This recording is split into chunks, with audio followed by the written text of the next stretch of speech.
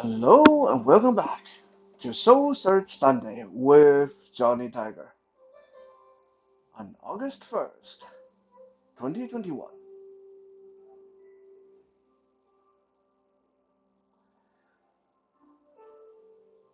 Let me tell you of a story that I heard when I was a child. The story goes a long, long time ago and far, far away, there was a very prosperous kingdom, and this kingdom had an emperor. Now, this emperor was really, really addicted to good looking clothes. He was always looking for the newest fashion, the newest material, the best, most unique design, etc., etc., etc. One day, a couple of con artists arrived at the kingdom and went to the palace to see the emperor. They showed the emperor an empty loom. For those of you who don't know, the loom is what they used to spun the fabric in the old days to weave, to make clothes and stuff like that. So you can think about an antique sewing machine. So they showed the emperor an empty loom, and they told the emperor that we have this magic loom, and we know the ancient magic to work this very special material into the finest garment in the world. But for us to make it for you, your majesty, you have to give us gold and silver and the finest silk you can find in your kingdom, and we will get this done for you. The emperor was obviously very interested, so he ordered people to bring them gold and silver and some of the best thread, best silk in the kingdom for them to work their magic. While the two con artists were spinning this empty loom with nothing on it, they told the emperor, Your Majesty, you got to understand how this magic works. This magic material we are making can only be seen by people of good and pure heart. So anyone who have treason in their heart or anyone who is unfit for their station cannot see the material we are making. That is the power of this magic to keep it away from the eyes of evil people. Well, the emperor was even more interested than before, and he took a peek at the loom, the empty loom, and he did a double take. What the heck? I can't see anything on the loom. Does that mean I'm unfit to be king? No, no, no, no, no, that can't be it. Maybe I'm just not feeling well today. Yeah. I'm just not feeling well today.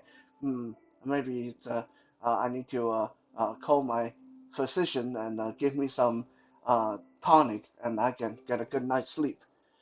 So he ordered his people to place these two con artists in the finest quarters in the palace for them to continue work their magic. A few weeks later, the emperor sent one of his very trusted henchmen over there to see what kind of progress these two people have made on the material. When the henchman came back and reported to the emperor, Your Majesty, those two must be con artists. There's nothing. They haven't made a single thing. The emperor was very, very angry because obviously, if this person cannot see the fabric, that means he has treason on his mind. So the emperor had the henchman head chopped off. Next day, the emperor sent another one of his staff member over there to check on the progress. This staff member was a lot smarter, and of course, he knew what happened to the previous guy. So he went over there and he came back and said, Your Majesty, they're making really good progress. The material is coming along just fine. It's the most beautiful material you can see, the most beautiful material I've ever seen in my life. The emperor was very happy and he rewarded this staff member handsomely with gold and silver and land. And so it went. For the next few months, on and on, every so often, the emperor would send someone over to check on the progress of this this magic fabric for his new clothes. And anyone who came back with great news would get rewarded with gold and silver and land and titles. Anyone who came back and claimed that they couldn't see anything immediately would get accused of treason and get their head chopped off. Finally, one day, the emperor decided to drop by the quarters of these two con artists himself. So him and his entourage dropped by, a whole lot of them dropped by the sleeping quarters and watched these two con artists sitting there spinning this empty loom. And these two con artists, while seeing the king and his people showing up, immediately stood up, held up their hand like they were holding up a very expensive piece of fabric, and said, Your Majesty, we're so glad you're here. We would like to show you what we've been working on, and very soon we'll be able to start working on your trousers and your tunic. What do you think? Isn't this the most beautiful fabric you've seen? Well, honestly, the emperor still couldn't see anything, but when he looked around himself, he saw everyone around him, his entourage, everyone smiling and nodding their head and ooh and ah, wow, that's so amazing. Your Majesty, that is the most amazing fabric. Everyone saying that. So the emperor obviously was kind of confused and said, well, what the heck? Does that mean that I'm unfit for my station? Does that mean I'm unfit to be emperor? I can't see this, while everyone else around me can see it? Well, we just can't have that. Obviously, I'm not going to let them know that I can't see it because if I say I can't see it, then they're going to say I'm unfit to be emperor and they're going to depose me. So the emperor made a big show of how much he liked the fabric, even though he couldn't see anything, and rewarded these two con artists with even more gold and silver. Finally, 3 more months went by, and one day the two con artists showed up at the palace with a big empty bag. And when they stood in front of the emperor, they reached into the bag, grabbed a handful of nothingness, and they said, Your Majesty, your outfit is ready. Please allow us to put it on you. You will not feel a single thing, for that is how great this material is. It's so fine, and it will just feel like air against your skin. So the emperor got butt naked there in the palace, and these two con artists walked around him and uh, made it look like they were dressing him, and then the emperor paraded around the palace, and then he was so amazed by how everyone in his palace was oohing and eyeing at what seemingly to be the most beautiful outfit they've ever seen. He ended up going out into uh, the commoner's square to see if he would get the same reaction from his civilians. And when he did not get the same reaction from his civilians, because the civilians didn't know what's going on, why is the emperor walking around naked? When the civilian all looked at him like he was, well, naked, the emperor was very angry. Obviously, these civilians were plotting against him. We should have all of them executed. So he tried to have the civilians executed, and that created a rebellion. That started a rebellion, which ended up getting him deposed from his throne, and that was the end of his reign. Sound familiar? I think a lot of you probably heard the story of the emperor and his new clothes, but a slightly different version. Now, this version, I'm telling you, is a version that was told to me and a lot of other Taiwanese Chinese children. It's a little bit more grim than the original story, but it does carry with it a very strong message of morality, which we want to talk about today. You see, a lot of us like to say we like honesty, but as I mentioned many, many times before, most people are just not able to deal with 100% honesty 100% of the time. How many times in our life have we gotten mad and tried to shoot the messenger, so to speak, because someone told us something that was embarrassing or something we didn't want to hear at that particular moment? How many times have we done that? I would tell you, just to be transparent, I've always struggled with two issues that I'm very sensitive about. Three, actually. One, I'm very sensitive when money is concerned because of once having money in my family and then having gone through being poverty stricken and being homeless and all that stuff. So when someone tell me that I am poor, that I'm not making money, even though it may be true, even though it may be a friend saying it from a place of good intention, it always get a very negative kind of reaction from me. So when it comes to money, I'm extremely, extremely sensitive. Now, second thing I'm very sensitive about is my face. As most of you that see me, you know that I have some scarring uh, on my face, especially around my left eye, and I have some scarring on the side of my head. Although now with my long hair, you can't really see it. And my right ear is a little bit deformed, and when I smile, my smile is a little bit crooked.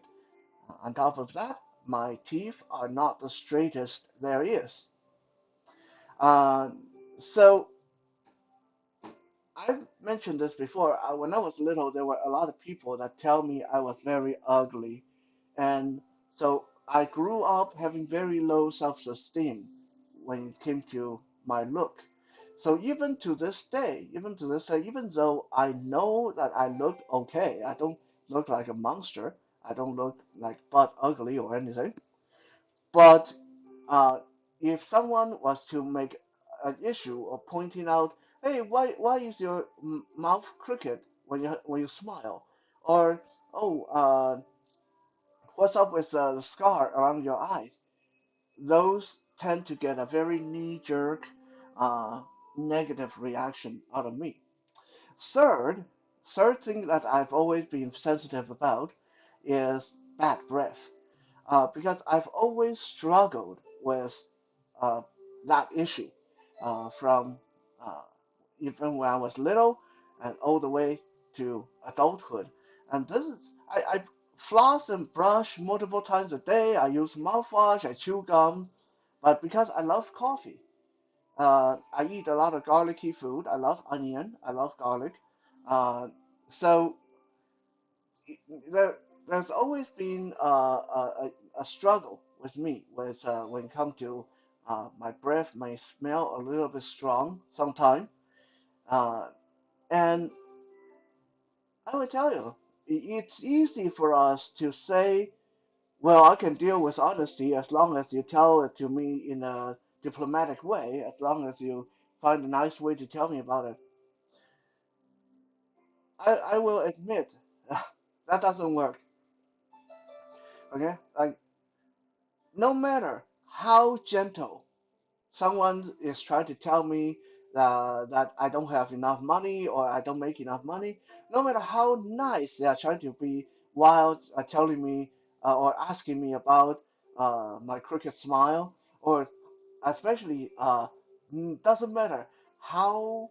diplomatic people is trying to ask me or tell me that my breath smell, I get offended every single time. It's just not there's just no way around that. Okay?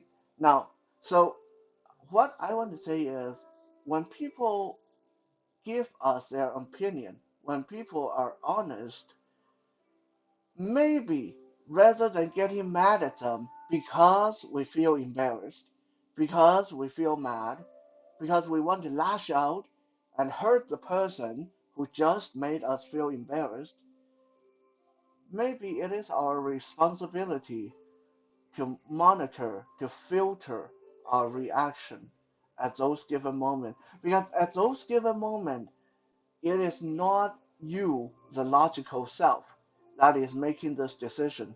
The part of you that want to lash out, want to hit back, want to go on the offensive, want to tell them it's not your blah blah blah goddamn business. Who are you to tell me that my breath smell? So your breath never smell, huh? Your breath don't smell in the morning? Try to control that, honestly, because if we lash out at people for telling us the truth, we become the emperor and his clothes. The emperor reward anyone who told him happy news, who anyone who came to him and told him how beautiful the fabric was, and he chopped off the head of anyone who would say that they couldn't see that there's nothing there, that he was being scammed. So in the end, no one around him would tell him the truth, and that resulted in him being mad at the civilian when the civilian did not play along, and that ended up in a revolution, a rebellion that got him deposed.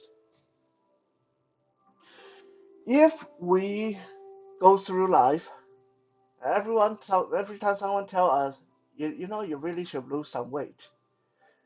You know, you should chew some gum. You are smelling a bit awful. Or you know, that tight shirt really don't look that good on you. If we get mad at people for saying things like that, then gradually we will get what we want. We will get people not saying anything to us, and then people will stop saying things to us when it becomes things that actually matter. Maybe you're doing something that put yourself in danger, but no one wants to tell you because they're used to you lashing out at them when they tell you something. Maybe you are doing something that is going to jeopardize your health or your finance, and then people don't tell you because they have past experiences of you lashing out at them when they point out small things such as bad breath.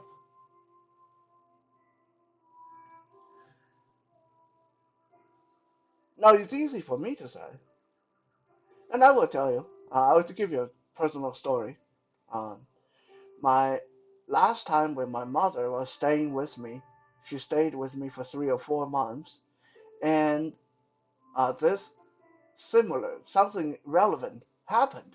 Uh, every time my mom and I would be eating dinner together, my mom would be very quick to point out, "You're chewing too loudly. There's a food on your shirt. You you got a bit of rice on the corner of your mouth. You're eating too fast. You're hitting the bowl too hard with your spoon." Now, every one of these was on their own good, solid advice. Okay, so the first time she said, "Oh, you're eating too fast." Okay, I tried to slow down, and then she's like, "You're chewing too loud." Okay, I'll try to be more careful with that. So every single one of these was good, sound advice from mother to son.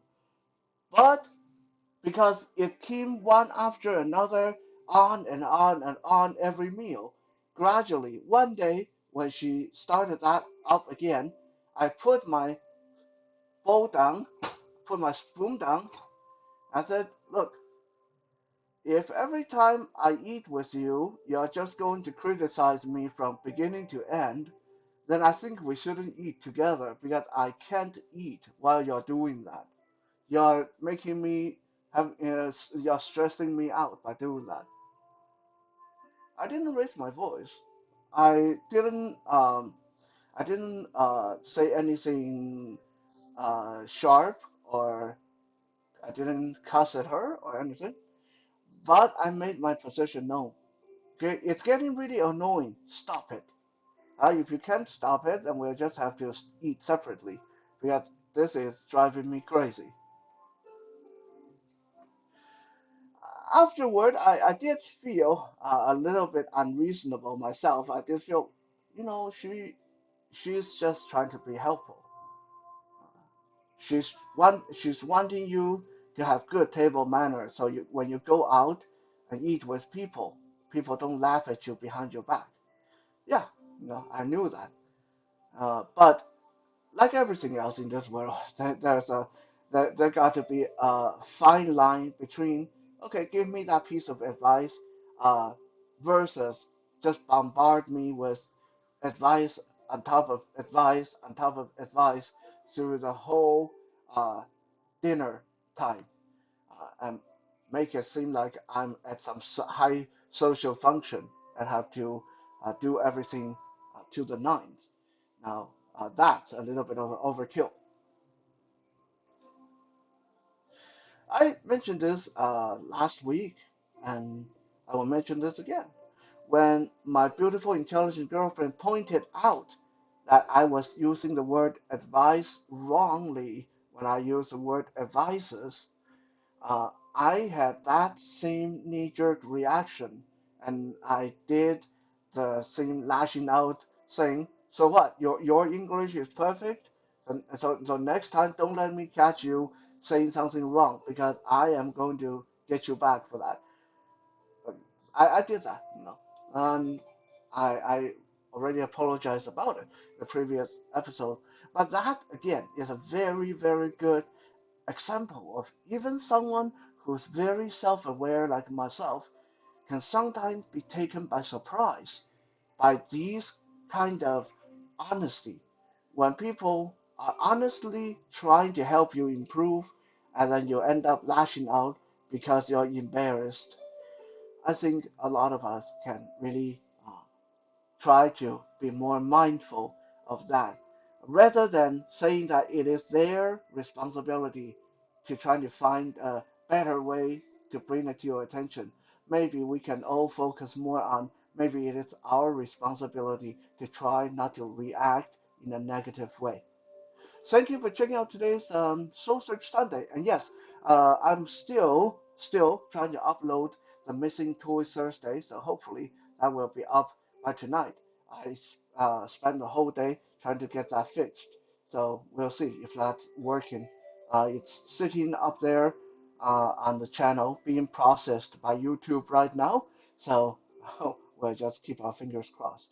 We'll be back again tomorrow for Music Monday, where I will sing a song for my father's upcoming birthday. Thank you and have a good night.